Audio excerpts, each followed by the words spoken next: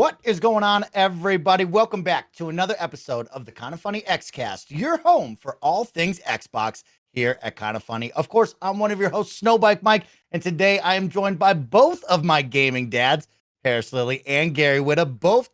Nice to see you both. But you know what? We have two special guests, and I got to get to them first to bring the energy and get them smiling. Joining us from Iron Galaxy to talk all things Rumbleverse, maybe some more stuff at the end of the show. We have Adam Boyce, co-CEO of Iron Galaxy, and Adam Hart, lead designer on Rumbleverse, joining us. Adams, welcome to the both of you. How are you guys? Fantastic. Thanks for having us. Really, really good. Yeah. Thanks. Awesome to have you both. Of course, congratulations. The first weekend is in the books. Launch week is now live for Rumbleverse, and it's really awesome to have you both sit down with myself and my two gaming dads here on the Xcast to talk all things Rumbleverse, which we're going to do in just a couple moments. Of course, Parris Lilly, how are you doing today? I'm doing fantastic. I have a child that is going off to college, so my weekend has been chaos, but wow, I have gotten some time in with Rumbleverse, and I'm excited to talk about this. It's going to be fun. You get to do the drive Parris away, or are you taking them, or what's going on? No, they get to drive themselves. I just get to pay for it. That's my job. Lucky you. The worst of both worlds. Yeah. All right, a big gaming dad moment right there for Parris, a big weekend. And of course, Gary Whitta, the Rogue One. Gary, you have some very special news to talk about right now. I mean, we've been talking Gundog each and every week. We also have something big with Loodle, kind of like these developers. They got something big going on. What do you got, Gary? Well, I said before the show, you might not know, but you got 3 game developers on the podcast today, because Loodle, having successfully disgusted more than 12 million people on the web, has now migrated to the app stores near you. And if you want to play basically a filthy version of Wordle that only accepts dirty words, and some of them really are quite disgusting. I'm very proud of myself for building that dictionary. It's available now on the iOS App Store and Google Play Store for Android phones. It's free. You can play a new endless mode where you can do as many dirty words as you want. Typically before that, you could only do one a day. It was on a 24-hour clock.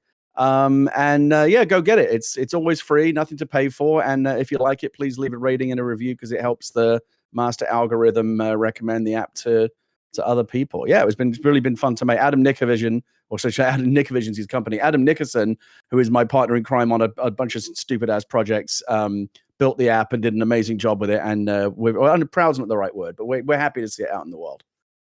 That's Congratulations. Thank you. Congratulations is right.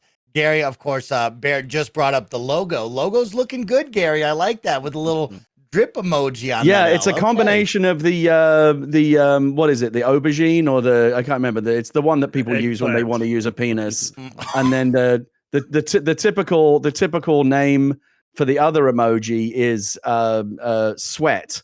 But it's jizz. Let's wow, we're gonna go there right at the beginning of the podcast. All right, Gary, you are the absolute best.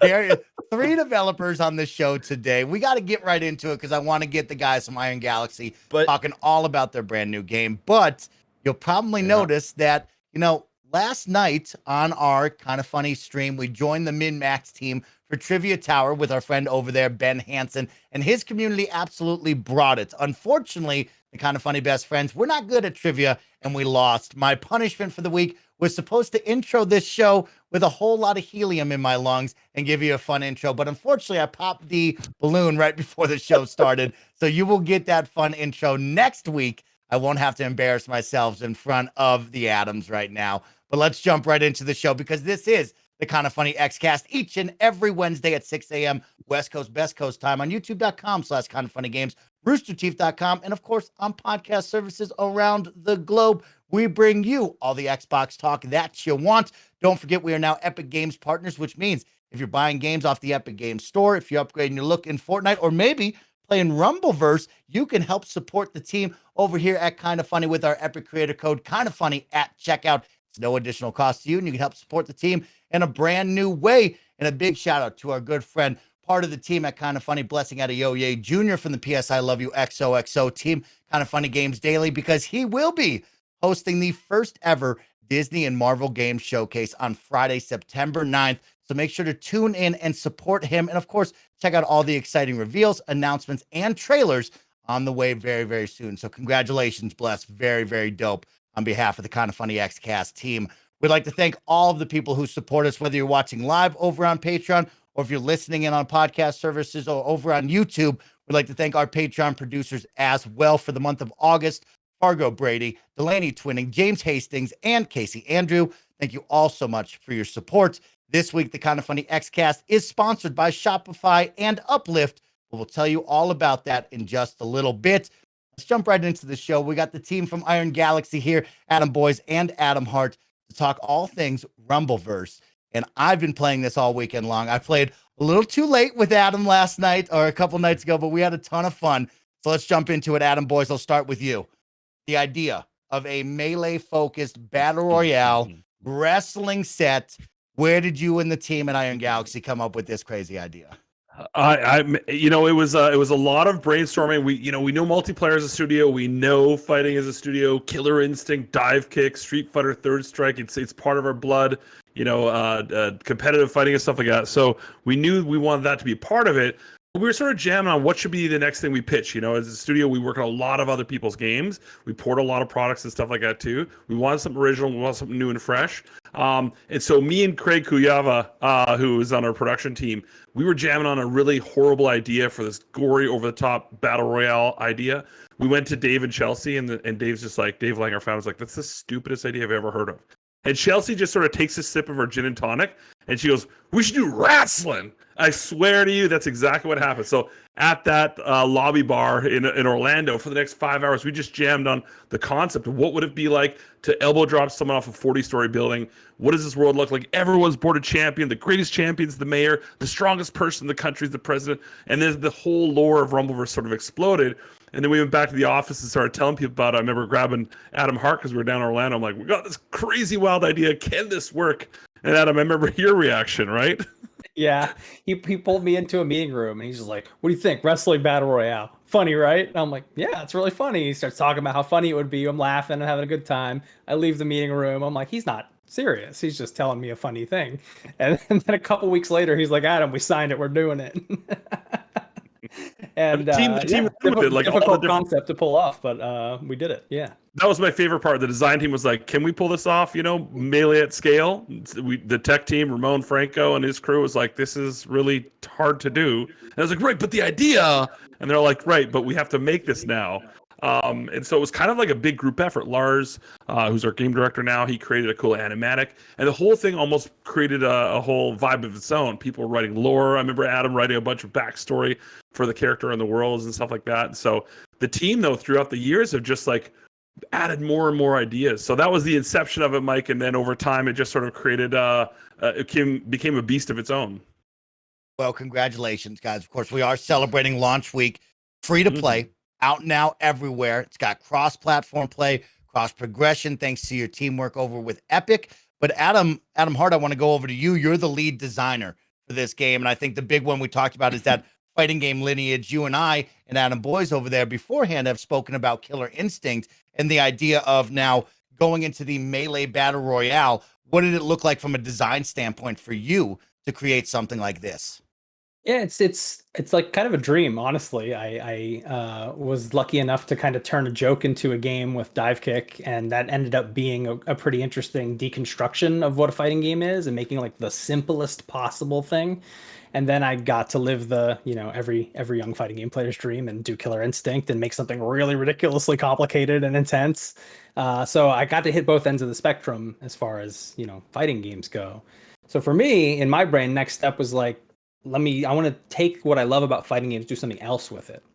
So when Adam brought me this idea, and there have been many ideas before this too that we've hashed about that are kind of in the same realm of how can we take those fighting sensibilities that I think a lot of people love, even if they don't love fighting games, and make them new, right? Just kitchen sink, throw it all out. We're going to start completely from scratch. We're going to rebuild the things you love, but in a new way. And we're going to recontextualize everything. And those are the types of projects that really get us excited. And Rumbleverse is absolutely that project. It kind of feels like fighting games, not built like one. It certainly doesn't have the flow of one. And it maybe addresses a lot of the reasons that people who want to like fighting games can't get into them. We've seen incredible success in the studio with players, developers who have come into the studio, been put on the project and said, Adam, I'm not going to be good at this one. I don't play fighting games. And then 2 months later, they're a god, right?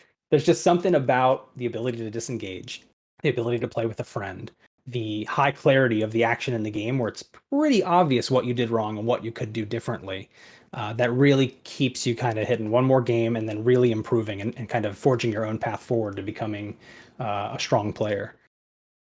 I think you actually hit on it for me, because I'm not into fighting games. That's not my bag. That's not something that I gravitate towards. Like, everyone was at Evo and I was like, you guys have fun. I won't be there.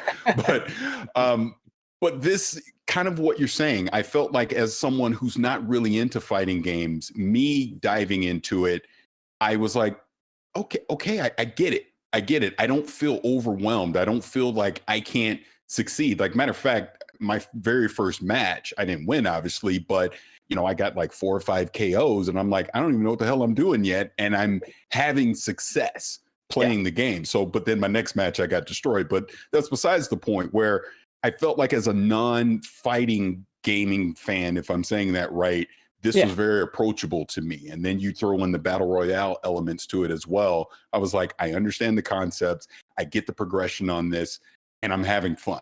Like, from match one, I was having fun.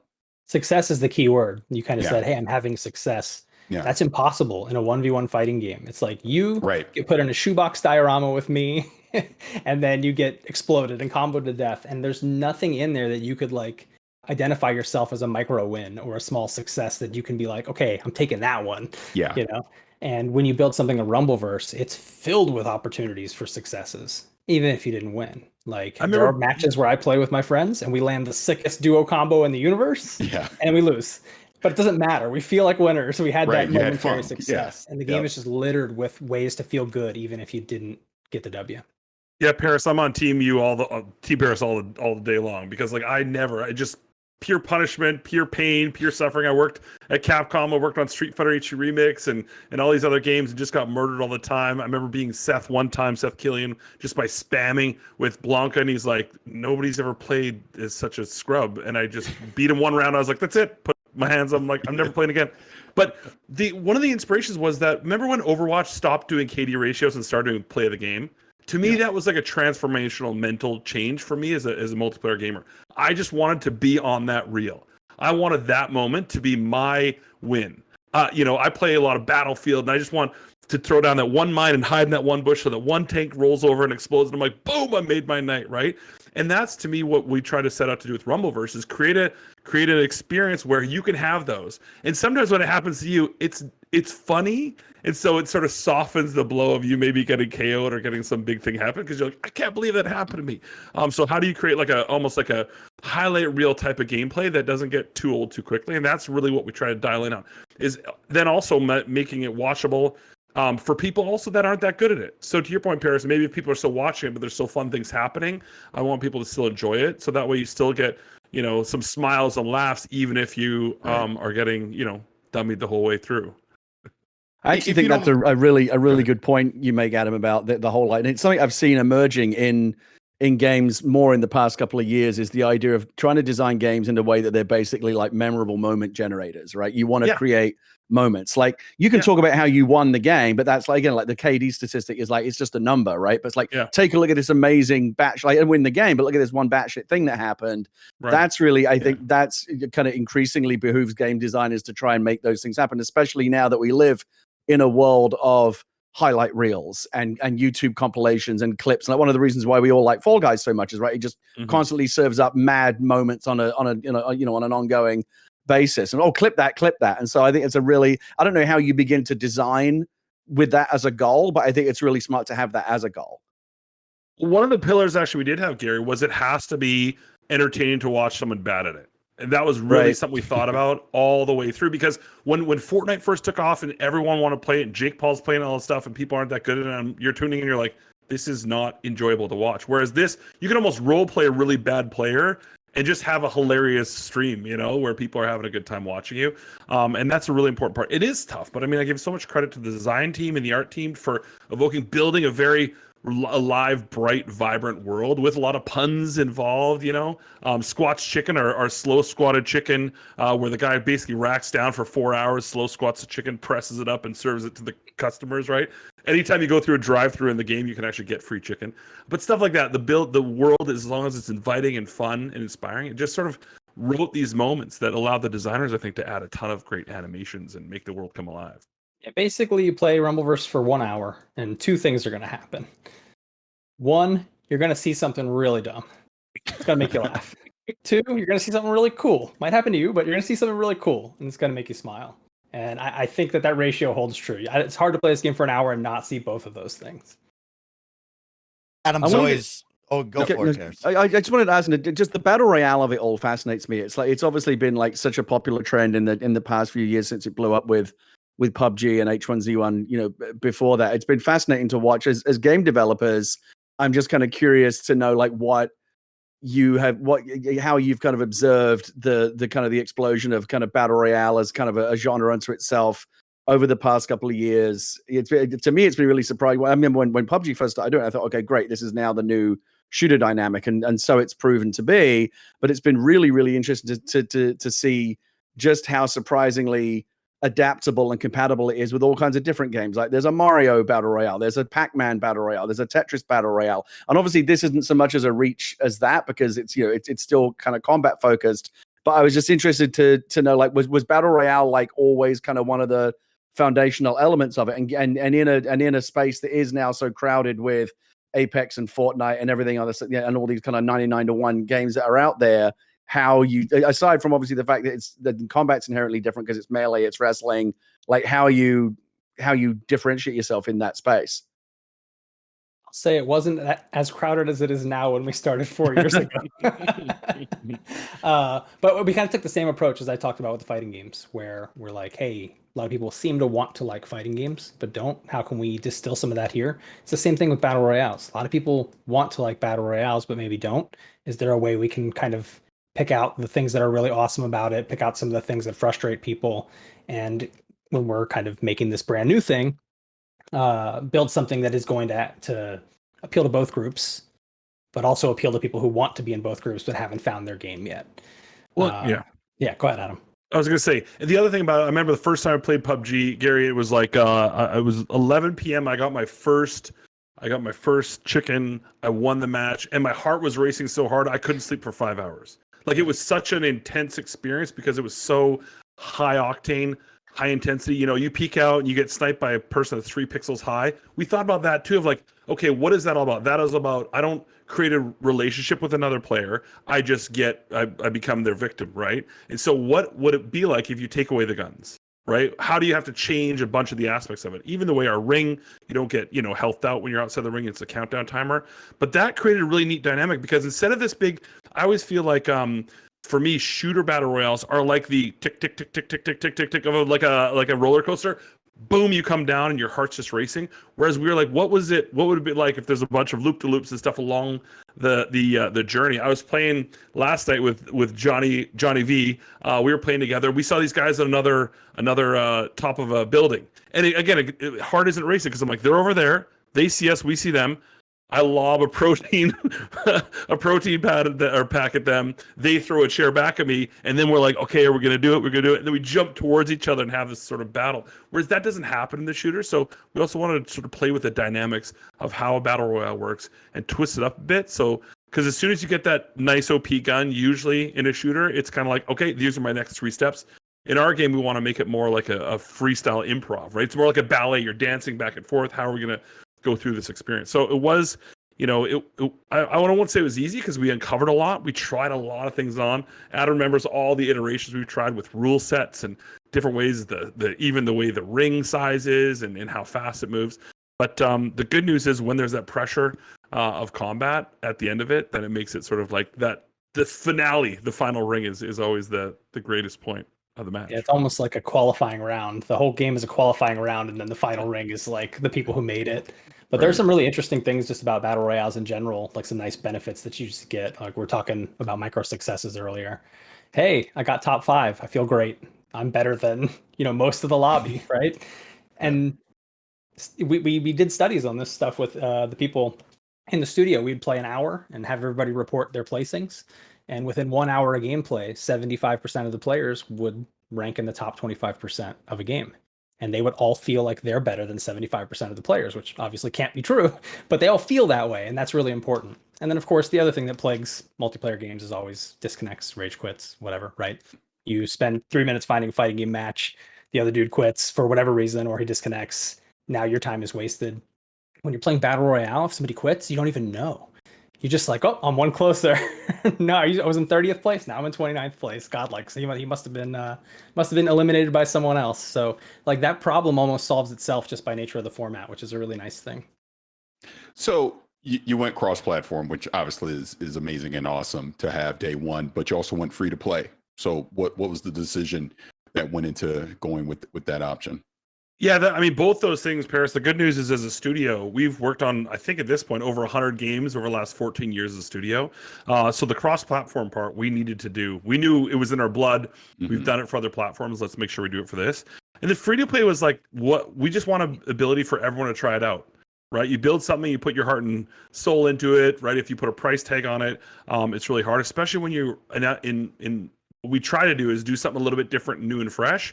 The more eyeballs that come in the free-to-play game, it also gave us the ability to sort of build it and have a multi-year plan of like, here's the things we want to do. And sometimes with a premium game, right, especially if you find a traditional sort of publisher, they're just ramping towards the final day. What was the pre-orders? All those sort of things that you're like, this game, we think it's going to become really alive in month 12 or month 24. And that's just really hard to do with a premium product, right? Also, you want a lot of users and players playing the game at the start. It was definitely new when I was, back in my console days and I was at PlayStation. Free-to-play games, I know we don't say that word very often on this podcast, but free-to-play games were brand new, and the idea of having them on console, even Killer Instinct, you guys remember we were running that on Xbox when it was free-to-play, right? There were still a lot of packages you could buy for it and stuff like that. But we just thought it would bring the players, and the players then would hopefully bring the excitement for it, and then we'll be able to have this open session, with jam session with all the players, and make it and evolve it over time. I want to ask a little bit more about that, because I find the whole free-to-play microtransaction economy fascinating. We talk about it all the time on the show, and it's obviously a big part of the gaming conversation right now in general, as more games kind of move to that model. We just saw Fall Guys go free-to-play, and Fortnite and others obviously have been doing it now for a while. It's a very established way of doing things. I'm old enough to remember, of course, as many of us are, the old days where you would design a game, the creative team would design a game, and then the commercial team would come along and slap a price sticker on it and market it and sell it, right? Now it seems like in a world where the game is given to you for free, but it's monetized on the back end by buying cosmetics, by buying battle passes, and any other number of ways in which you want to keep people putting the coin in the slot so you can continue to make the game. It feels like that Venn diagrams kind of overlap, where like as you're designing microtransactions and ways to monetize the game on the back end for a free-to-play game, that you almost need to have like the creative team and the commercial team in the room together, figuring out is this going to make us money doing this, but also is it the right creative choice? And I don't know if you often end up in conflict or whatever, but you don't want to fall into a pay-to-win trap. You don't want to get greedy, but you still want to make money, right? You have to make money, otherwise the game's gonna go broke. So it just seems like a very narrow tightrope, and I just think it's fascinating, the idea that now, as you design a game for microtransactions and that kind of monetization, that the creative decisions that you make and the commercial decisions that have to be made are now kind of not necessarily in conflict, but like brought together. And I just wondered what that experience was like for you guys on this one.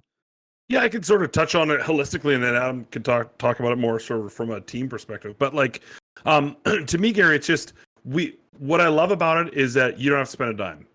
And I also love that if you don't spend a dime, we still have progression through the league progression that unlocks outfits and stuff like that. There's always, I remember playing Ultima Online, and there's always the newbie robe. And anytime anyone running around that single newbie robe, you knew exactly they're brand new to the game, right? We want people to have a lot of options if they come in for free, and they can hang out, man. It's just like that's what sort of makes a game experience rich. And then the cosmetics is that's my jam, man. I am the sneakerhead, the guy with a ton of hats, the guy that's going to flex. I bought my Mooskles outfit today, right? Doing the worm emote and stuff like that. That's sort of how I like to play. I like to sort of show off and stuff like that. But you do want to find a balance. The thing that we said from the start, though, Gary, is it'll never be pay to win, right? Nothing that you buy will ever impact gameplay, like, you know, the amount of damage you do. That's absolutely critical to us. At the same time, it's kind of like the way I like to use the analogies. Like, it's like if you like a band, maybe you buy one album, maybe you buy a couple albums, maybe you buy the t-shirt, the poster and stuff like that. If you love our game, hopefully you buy, you know, one or a couple outfits, but if you don't, it's no big deal because there's enough people that are willing to do that. But it really doesn't. I mean, the team is so focused on making an incredibly robust experience that conflict never comes in, because what we talked about, we've talked to so many different free-to-play studios, and of course, working with Epic, we had direct access to the Fortnite team and the Fall Guys team and the Rocket League team, and they taught us so much. One of the biggest things most teams taught us is you'll never know what's going to pop. So you can guess, you can do all the market research on planet Earth. You have no idea what's going to be the number one selling thing. And the marketing team will have their opinion. The MTX team will have theirs. The art team will have theirs. And usually all of them are wrong or something new sort of emerges. So the good news is it's not beholden. It is really a team dynamic. And Adam, I mean, you can speak to it. The MTX team the microtransaction team doesn't tell you what to do or how to make decisions. Yeah, there haven't been any of those types of conflicts. And I don't expect that there will be. Like Adam said, pay to win is not something we're interested in even discussing. So pretty clear marching orders on that. But I do think just being free to play as a multiplayer game is so important, because the content, obviously there's like content in the game, there's things to do, there's weapons to fight and special moves, but the real content of a multiplayer game is the opponents. Each one of them is a new enemy type, or a new AI, if you want to consider it that way, right? When you drop into a game, you're fighting 39 last bosses all at the same time. Right. And it's really important to keep the variety of that high, not only to keep like matchmaking times fast and to make sure that you know, people are finding matches that are appropriate to their skill level or whatever, so that they're all having a good time. But if you don't have the population, you can't do it. So free to play is it's the key that unlocks the rest of it. You have to do it, I think, for a multiplayer game, especially of this scale. Sticking with the storefront, of course, the game is released. We've seen the first rotation of the storefront as well. And we know the battle pass is right around the corner. So I definitely want to talk to you guys about the battle pass and the vision, but also like when we talk about these live service games, the flow. And of course, what is that like on your guys' side of adjusting to the market? Do you see users happy with the pricing of the cosmetics? Do you see them upset? And what can you guys do as a team? Where do you guys meet and say, hey, we need to adjust X, Y, or Z? What have you done so far? Yeah, I mean, it's really, you're monitoring sentiment, right? There's a bunch of people. This is the sort of nerdy science stuff of it when you're published a game and there's people looking at charts and graphs, or do people like it? What's the positive sentiment? What's the conversion rate? All that stuff. That stuff's important. But there's also the feeling part of it. Does the team feel fulfilled? From a decision-making process, you really have to be way ahead of the curve. I mean, we're not making something like right now, the art team isn't building an outfit that's going to be available in like a week. It's going to be available probably in like 5 months, right? So we really have to plan ahead. And that's actually one of the reasons, Mike, that we announced at the Game Awards December, January, we already talked about pushing it out. We sort of did the math and we're like, we want more robust offerings at launch. We want more content available. We want more store refreshes. We want the playground mode so people can learn how to do things in a safe environment. We want duos to be there. And all that stuff takes time. So that was one of the decisions we made to push it out. And what we then were able to do is have a nice full season. And then we started working on season 2. What does the future look like down the road? So we have a lot of that stuff in the can. But you do react. I mean, you see what happens. Very early on, there was this sign bug where people would double bounce and do massive damage. It was like a nuke hit. We did a very quick hot fix to get that out of the game. So you're learning as you go. Same thing with what's popular, what outfits are popular, what emotes are popular, and stuff like that. So you're monitoring it. Price sensitivity is important. The battle pass offering, right? You want people to be around. The thing that I'm really proud about our battle pass is it's 1,000 Brawler bills. And if you finish it, you get 1,500 Brawler bills through the creation. So you basically get more money than you spend throughout it, plus a bunch of outfits. I think that's really important too, for that path, right? And if you just want to be the stylish one, just buying stuff here and there, you can do that too. So I think it just gives everyone options. But we're always listening, whether it's people on Discord, on Reddit, on Twitter. You kind of got to be everywhere watching, like I said, all the leaderboards flashing up of the feedback and how you're doing. Yeah, I mean, to me, when I think about these battle passes and like you just mentioned, like a season 2, especially in a free-to-play environment, it's content is king. It's Absolutely. What is driving me to keep coming back week after week. You know, we talk about this a lot on the show of you can have an amazing launch. It can be very fun. But what does month 3 look like? What does month 6 look like on down the road? What are you doing to keep me engaged. And it sounds like from everything that you're saying, you definitely have a roadmap, you have a plan on attacking that. And I think the most critical part is the last thing that you said is listening to the community. What is the community saying? What are they talking about? What are they liking? What don't they like? And I would assume internally you having the flexibility to adjust as needed, depending on the needs and the wants of what the community is asking. Absolutely. I mean, Parris, I say that I would not have predicted our Rumble support doing about 40 tweets, so far, or probably more on the different updates. And we're doing matchmaking tweaks, and there was queue issues and stuff like that. I mean, you're fixing something on the fly, and you just want to be transparent. The olden days, to Gary's point earlier, you just ship it and you cross your finger that it's on press on disk, and you get to do nothing about it. Now we have teams that are basically working to support it and try to make it better. But that transparency, I think, is key. And not everyone gets that. Not everyone understands. They're like, you've been working on this for 4 years. Why isn't it perfect? You're like, it's a live product, right? We're going to stumble.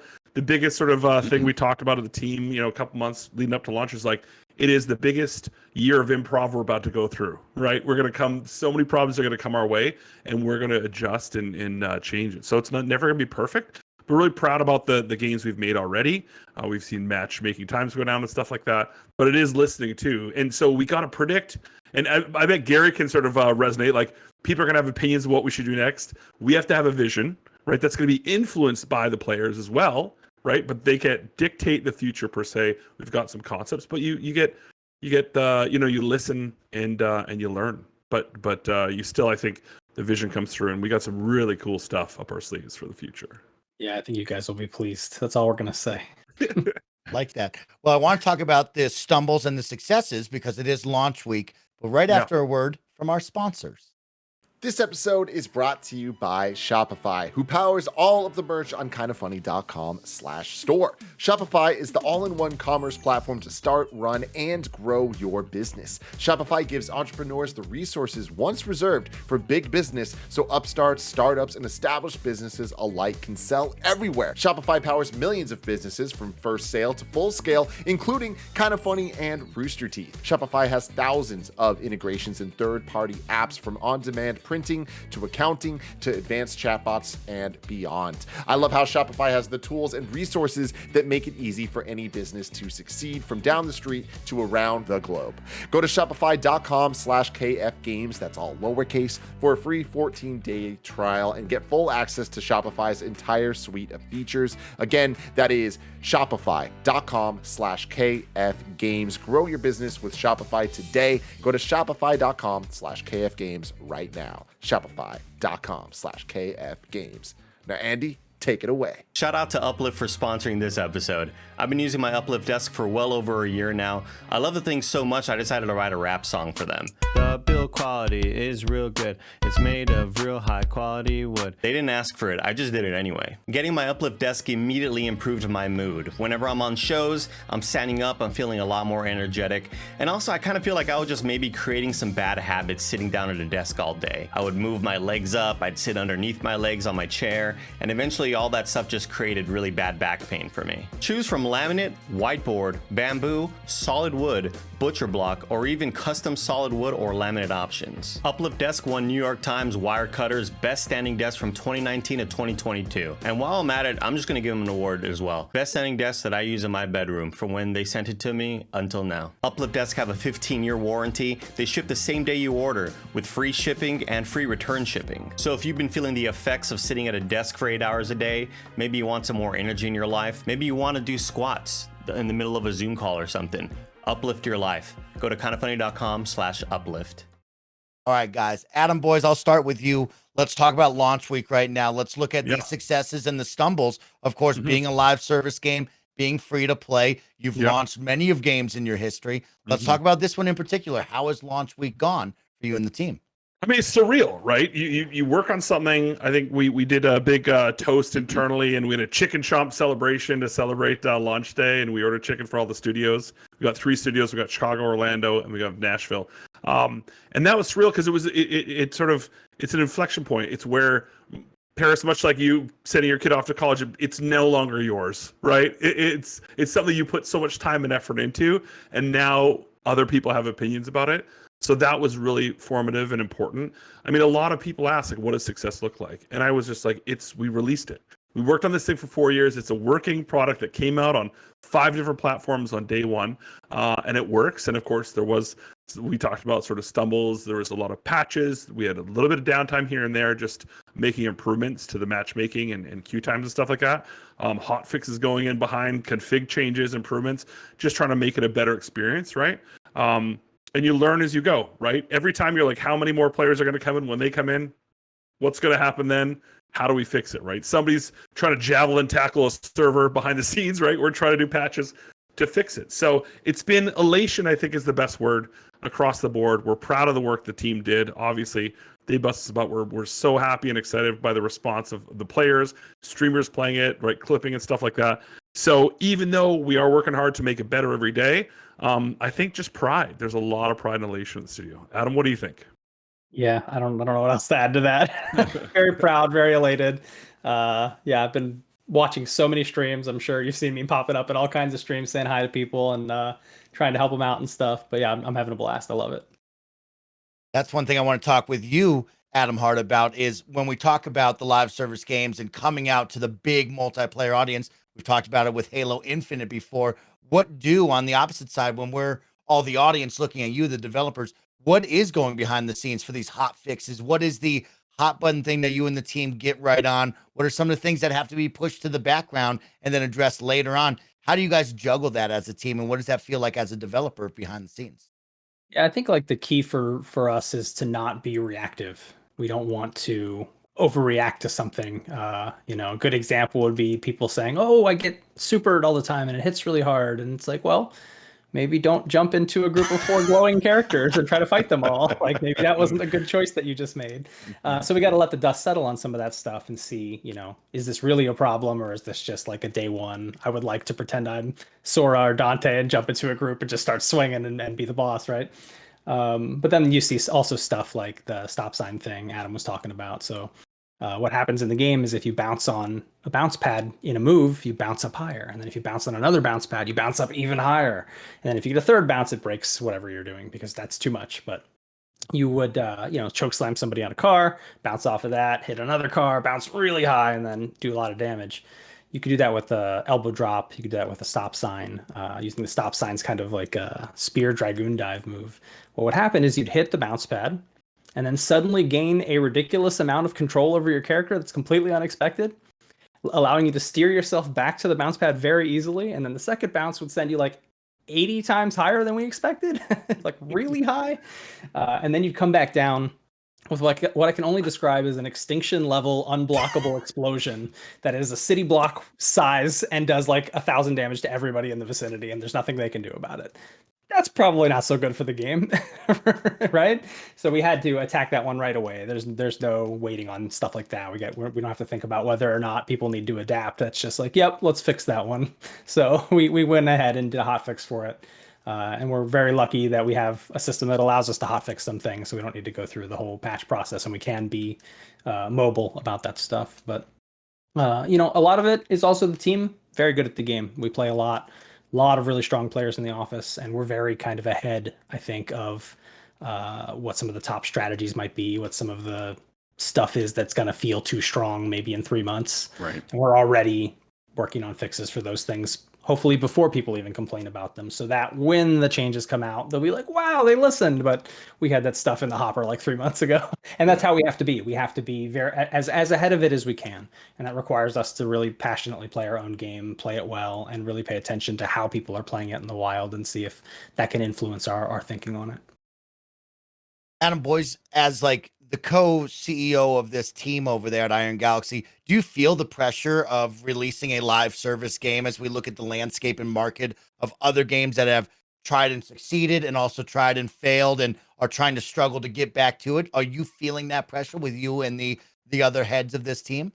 Absolutely. I mean, but that excitement comes with heart wrench, right? Of like, what's going to happen? You just hope it's up. Every time anything bad happens to any game on launch or around launch, my heart breaks for that team.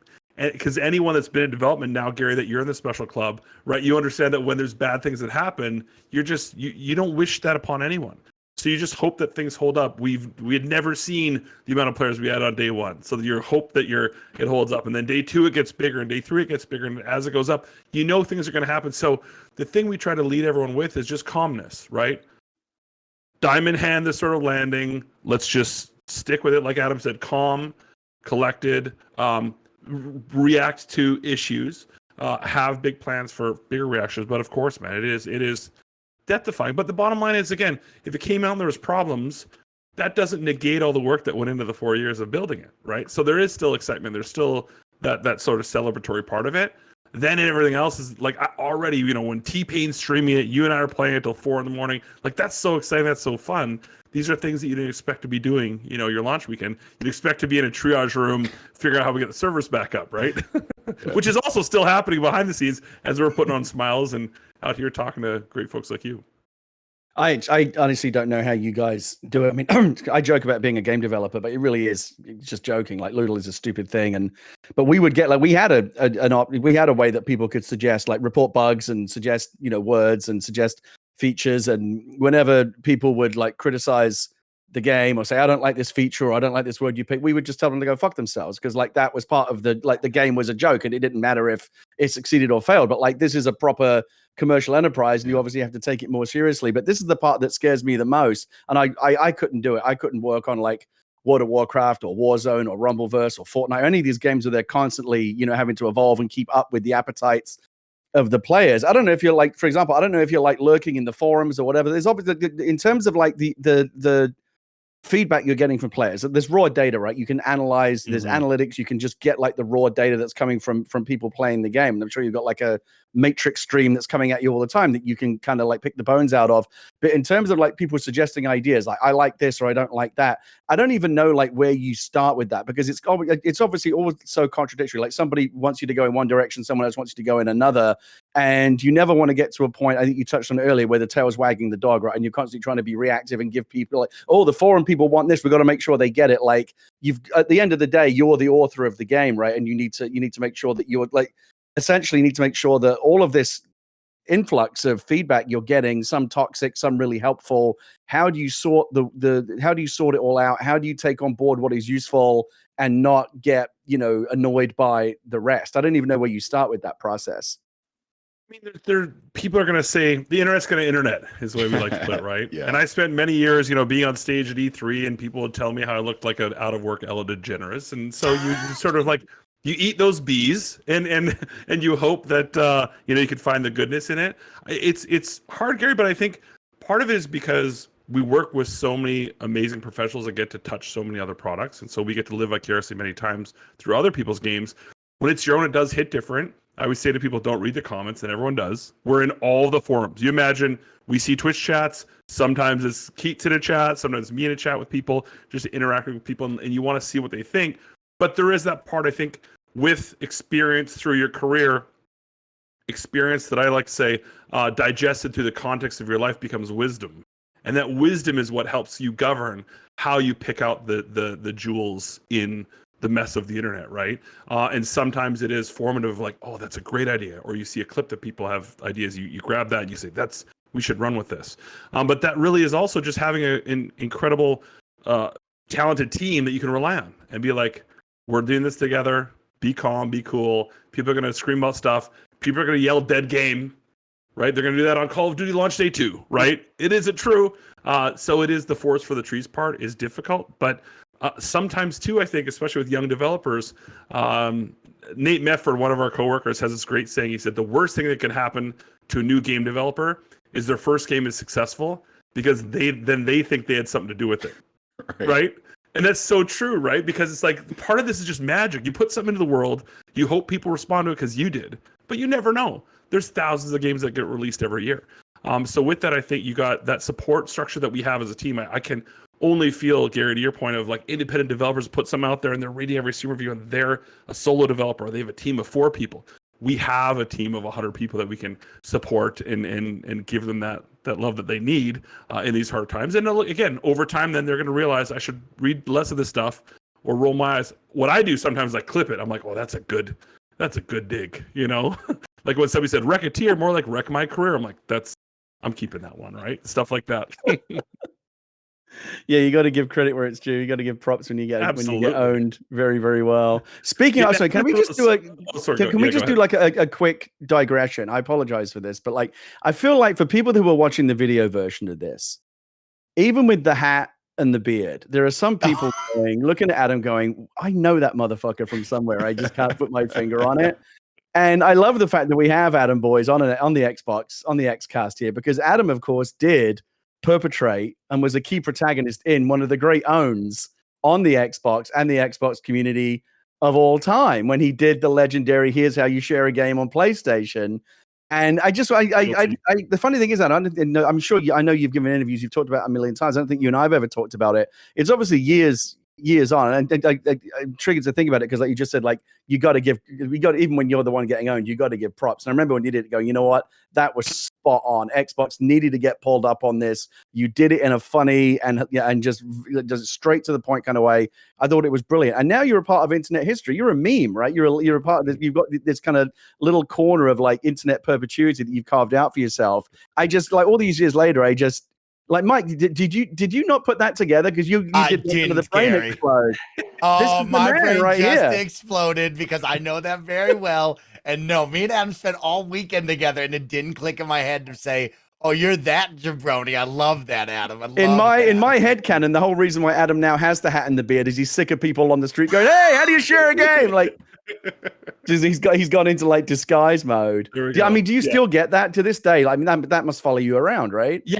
When we onboard new employees, Gary, it's a lot like I always do Q&A. So we do I do sort of onboarding with every new employee. We do groups of 2 usually, and we have 2 sections where they can ask any question. And yeah, about 10-20% of the time, they're like, "Hey, just tell me the backstory of how that happened," right? But yeah, it's one of those. Right place, right time for me. Wrong place, wrong time for, I think, some fans out there. But it was one of the things, Gary, that I got that moment. I always own all the consoles. Right. There was some fervor around, I think, that era of 360, PS3, Xbox One, PS4. That was just like, it was fun to get wrapped up in it. And it was like playing a character. I remember when I first met Phil Spencer. It was actually at a Minecraft party. Notch was there.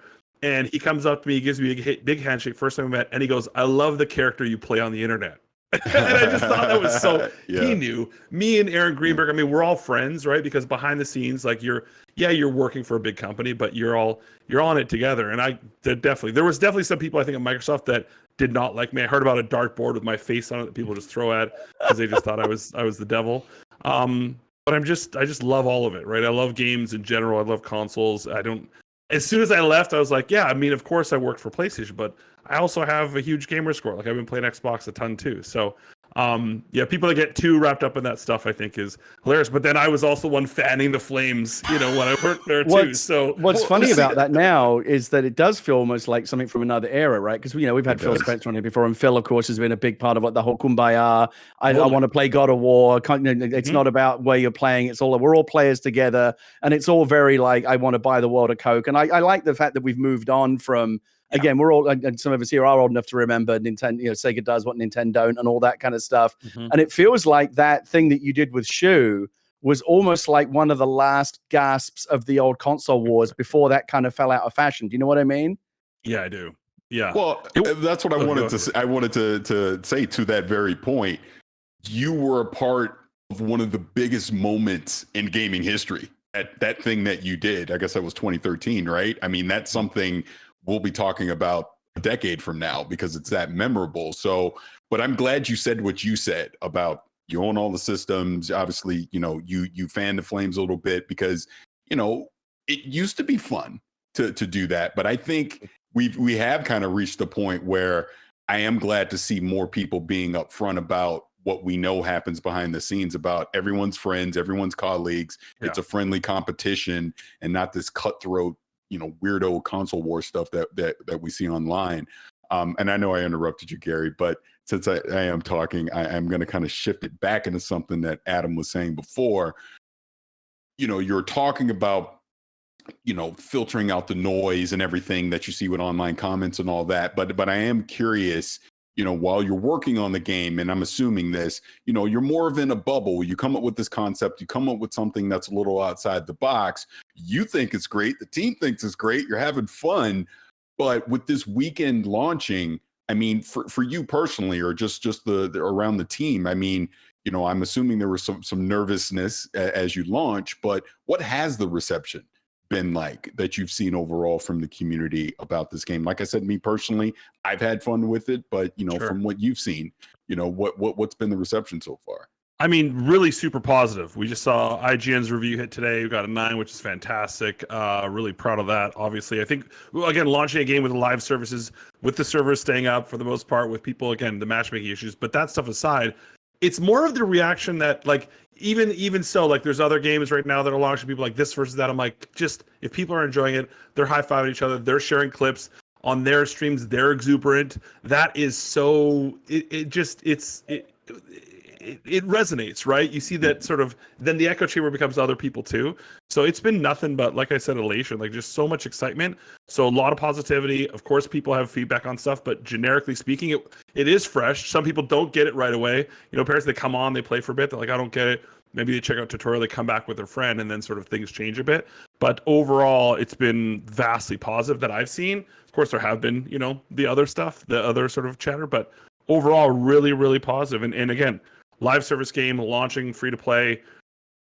I just haven't seen that a lot. And so it's nice to be in that room when you feel that warmth and love from the community.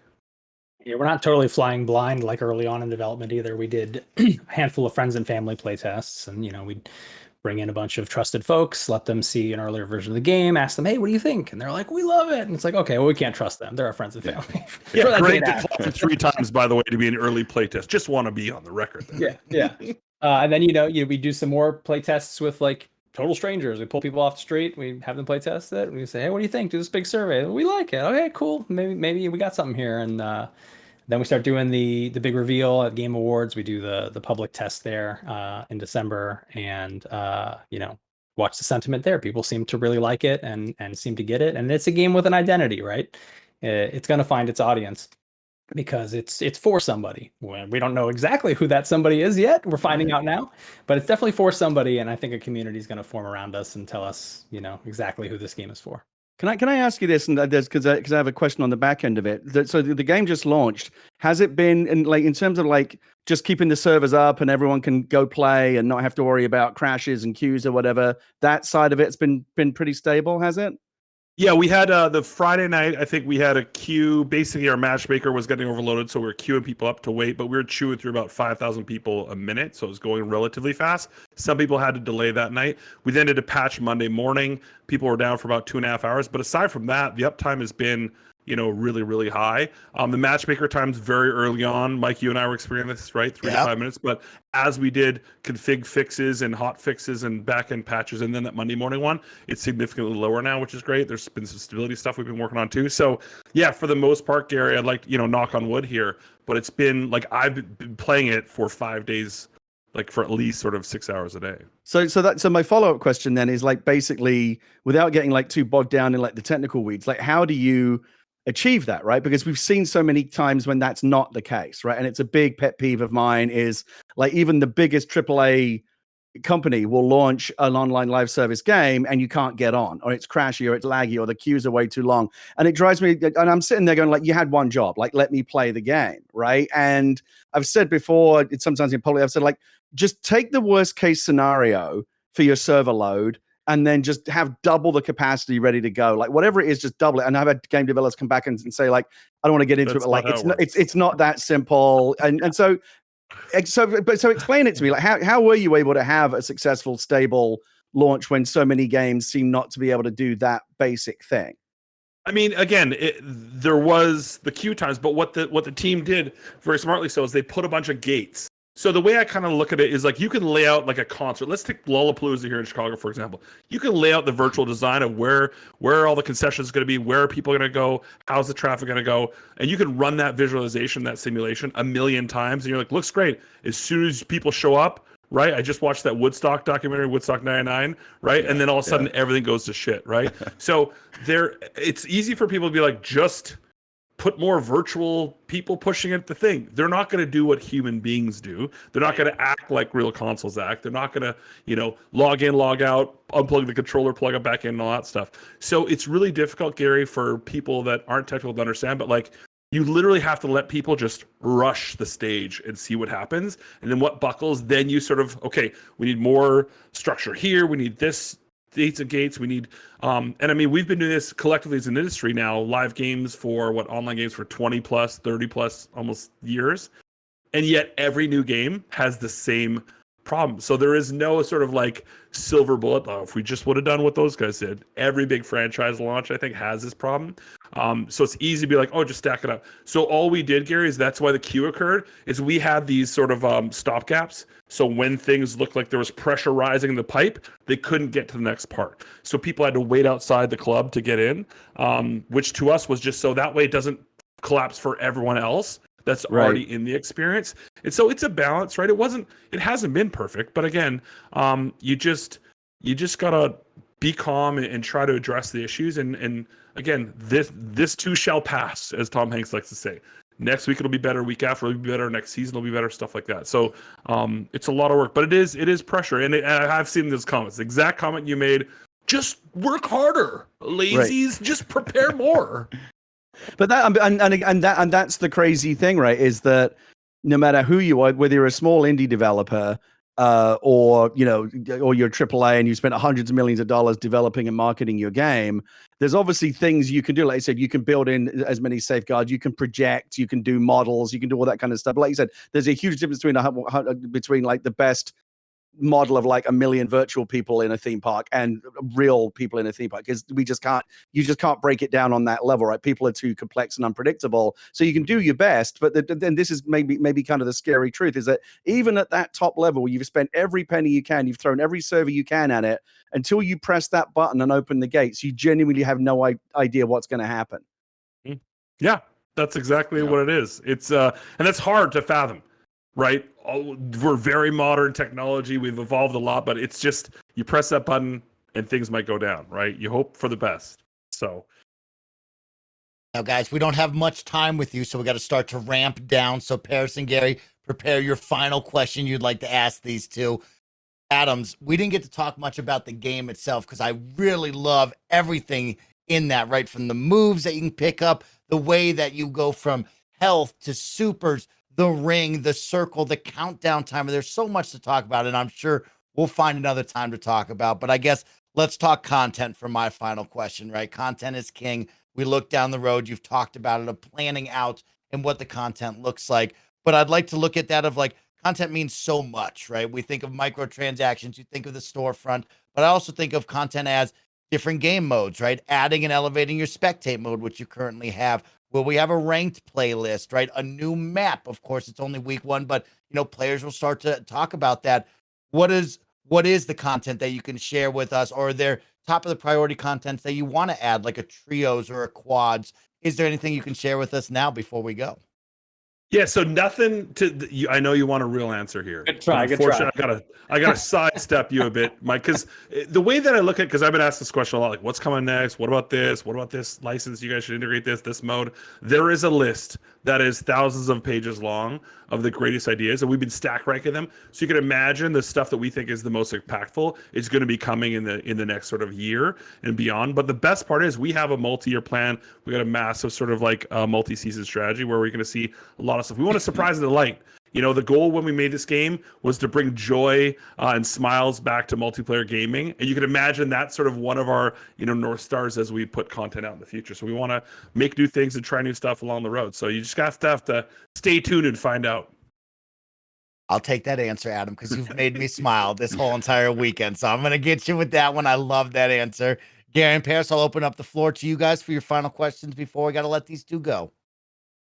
Mine isn't really a question. And again, thank you both for taking the time to talk to us about this game. I think there's definitely a second conversation I'm going to have to get more in depth about the actual features and modes that you have. But this is more of I'm glad you made this game, because on the outside looking in, I absolutely did not think this would be a game for me. I mean, just being 100% honest, I go, I don't think this is something, again, being in the fighting genre, but it's different enough and it's borrowing from enough different things and putting it together in this package that to anyone that's watching or listening to this, it's worth trying, because I'm telling you, from the very first match I picked this up, I go, oh man, I get it. This is fun as hell. I like this. This is fun. I can see me playing this for hours on end. And, my knucklehead son on the other side here, I got to pull him in because I know this is something he's going to love. And we could do duos and do all the different fun things together and really enjoy this title. So really for me, it's thank you. Thank you for doing something different, because I think we need more of this in this industry. And so far so good. It's looking like a lot of fun. Thanks, Parris. Appreciate that. Yeah. Gary Whitta, any final questions before we go? I was going to ask Adam if he'll share a game with me, because I want to be a part of video game history. You're below me. You could pass something up, and I could take it from down below. Well, yeah, exactly. Oh, thank you very much. There you go. Shove something. Yeah, we'll get. If you got Lego in your background, I don't have any physical games anymore, so I can't even I don't either. Yeah. Who has physical copies of games?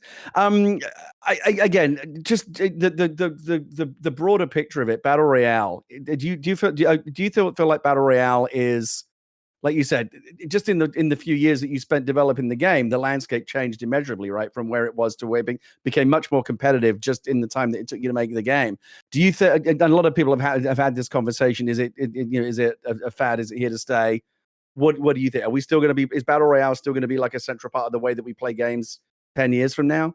I think as long as people keep innovating and improving and changing and trying new things, to Parris's point, I think it could be here for a long time. What I love about it is pick up play, get knocked out, I'm right back in again. I'm spectating for a bit, and then I'm in another match, back to back to back. That's the way I like to play games. I don't like downtime unless I'm playing a big MMO, and then it's like, okay, buckle up, I'm chopping trees down for the next 800 hours. So to me, I think it will, Gary, as long as there's more innovation. I think if it gets stale, then we might see people try to jig and jog. But we couldn't predict it before. I love that many of the new sort of emergent games that come out and become successful because people are trying new things. It's coming from the small teams that are taking risks out there. I think that's super, super important. I don't think you can go to a lab and try to predict exactly what the future is. So throw stuff at the wall, and hopefully that's where we keep evolving and see multiplayer game going in the future. Yeah, I have a slightly different answer, which is that Battle Royale isn't a genre, it's a game mode. What we've built is a 3D platformer, melee combat brawler thing, right? Those are our verbs. Apex is a shooter. That's the verb, right? That's what you're doing in it. And Battle Royale is the game mode. They could do all kinds of things with their shooter gameplay. It doesn't have to be Battle Royale. It could be deathmatch. It could be a race if you want, right? It's whatever. So that the way I look at it is that we've built something that's really interesting and cool. It's a 40-player online brawler that feels really good and has really tight platforming. It's not something you've seen before, just in that regard. Ignore the Battle Royale part. That doesn't really exist. So try it for that. And I think the Battle Royale part will hook you too, because it's awesome. But there are so many things that we could do with this. So yeah, that's my answer. Really great answer right there, Adam. Of course, we have to say goodbye because I got to get you guys out of here. My two gaming dads off to their evening dinners with their family. So Kinda Funny best friends, thank you all so much for tuning in and hanging out with us for another week of the Kinda Funny Xcast. We got to sit down with Adam Boyes, co-CEO of Iron Galaxy, and of course, Adam Hart, the lead designer on Rumbleverse, the team from Iron Galaxy. Thank you both for being here. Adam Boyes, I'm going to kick it to you to say goodbye to everybody. What is one final thing you'd like to impart on the Kinda Funny audience? And of course, what should they know? Where can they leave feedback for you guys to continue to elevate this incredible game? Well, first of all, thank you for playing. Thank you for downloading it. Thank you for checking out Rumbleverse and giving it a shot. You can go to Rumbleverse on Twitter, Rumbleverse support as well. If you're, they're going to update you with all the issues anytime we have downtime. But in general, you can also go if you're looking for a job, you want to work on video games. IronGalaxyStudios.com. Check it out. We're there. We're looking. We're growing. We're building new studios. We're excited to be here and that y'all gave us some time. Appreciate it. Heck yeah. All right. Well, on the behalf of the two Adams and my gaming dads, thank you all so much for tuning in. We'll catch you next week. See you, everybody.